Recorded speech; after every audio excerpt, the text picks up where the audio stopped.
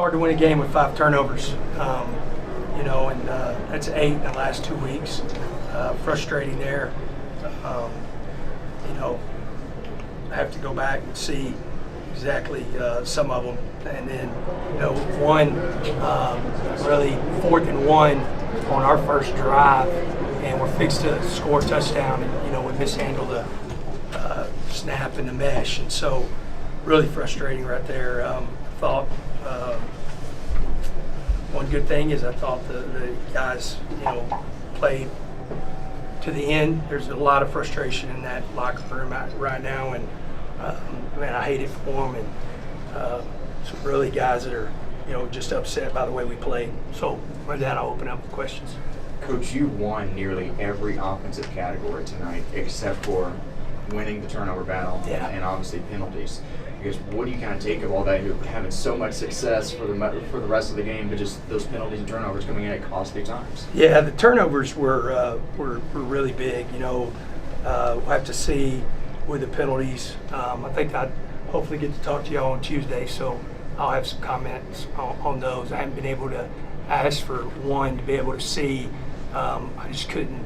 It was too blurry to see from my video guys, so we'll see whenever we get everything loaded on our iPads. But the biggest things, the turnovers, and it's just not like, if you think about the momentum swing, number one, I think we gave up 13 points off of turnovers, and then the momentum swing of the 2 plays to where they stop us on 4th down because we can't handle the snap and the mesh, and then you turn around and really on the very same play we do the same thing except we fumble, and they recover it in the end zone for the touchdown. So, really, you talking about swings in the game, even though, it's it's a 4 quarters and you got a lot of plays to make up for. Those 2 plays are going to stick out big time whenever it just comes to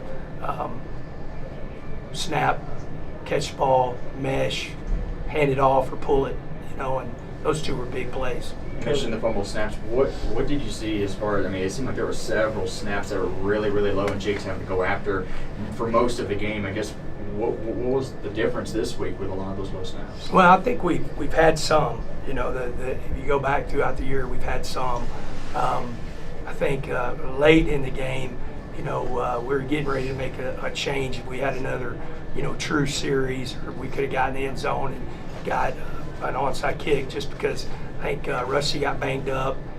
He felt like he was okay, but the snap arm right there, that last series that we, through the interception, he got banged up on him. We were fixing to make a change and didn't really want to do it right there in the middle of the drive.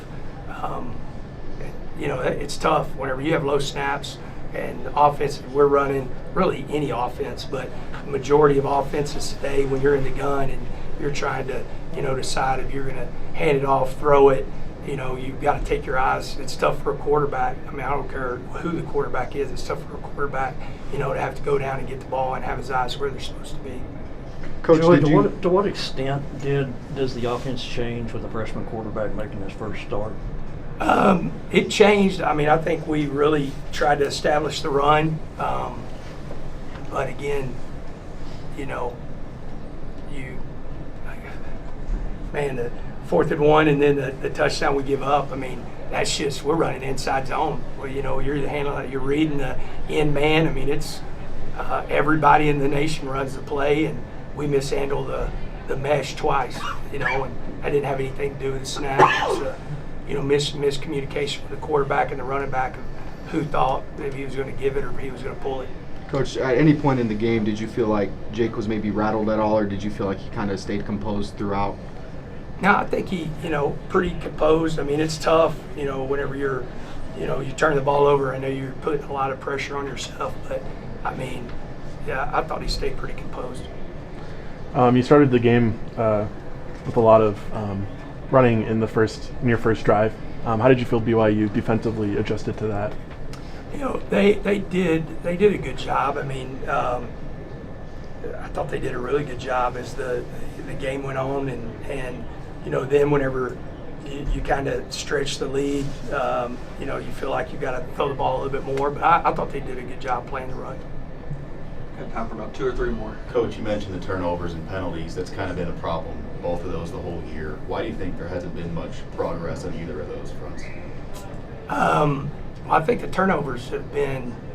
We went through a spell. We didn't have many. I don't know if we had any against Houston. Then we kind of had a spell. In the last 2 weeks, we've had. We had 5 tonight and 3 last week, so we've had 8.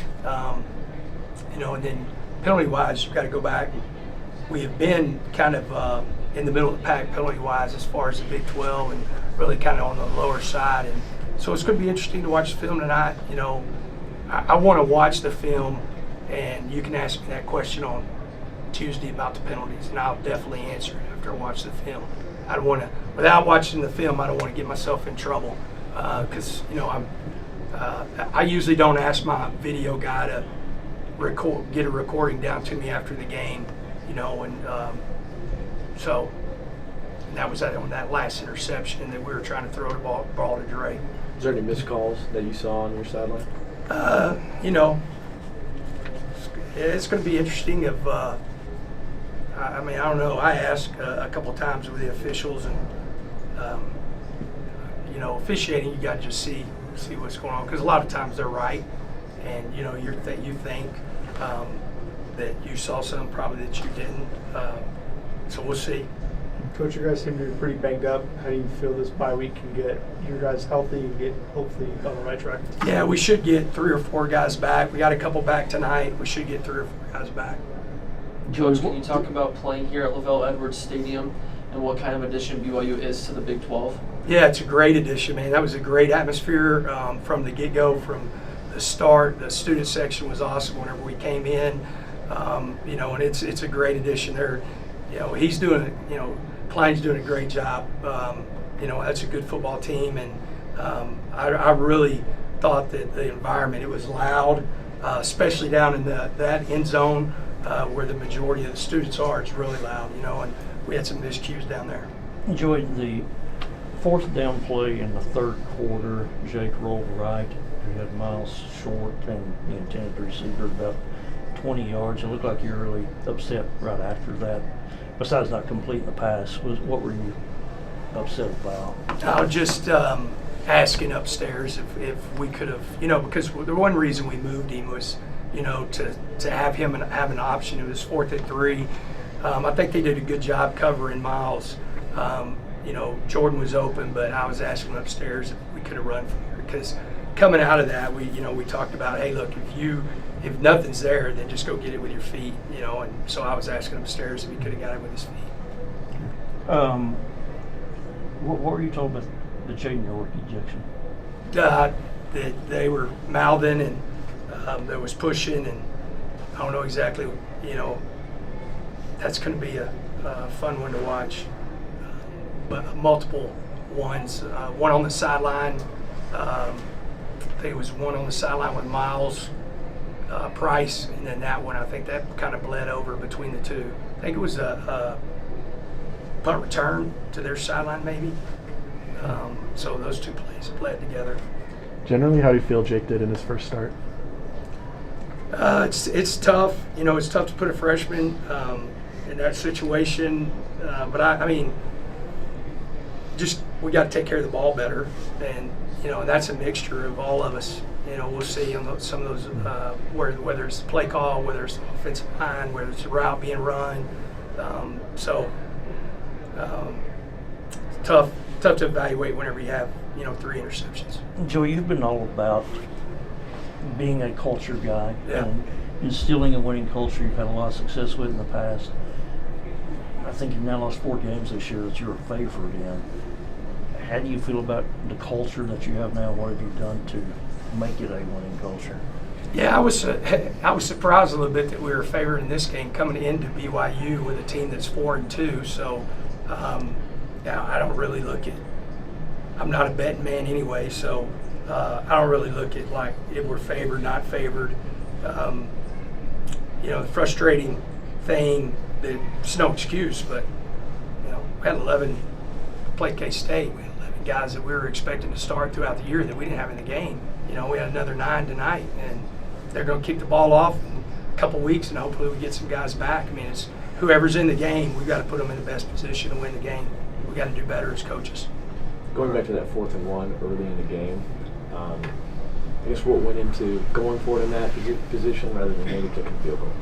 Yeah, we felt like we had a really good play. Tahj has been great in short yardage. That play is probably, if it gets handed off, that's a touchdown.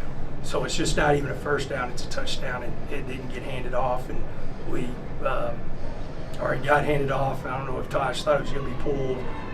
We'll see again, but, you know, we really felt good. I mean, anytime we have been good as far as not many negative plays in the run game. Tahj is unique, 31 carries tonight. How good is he comparative to the other running backs in that upper echelon of college football this year? You know, he's had a great year, and you know, he's a guy that he's a workhorse. You know, he wants to do anything that he can do to help us win the game. You know, and you look at it too. He had 117, and he had a huge run called back. You know, on counter to our sideline, and so you know, could have had even more. And so and he's good. I mean, I guarantee anybody in the country would want Tahj Brooks on their team. All right, thanks, Coach. Thank y'all.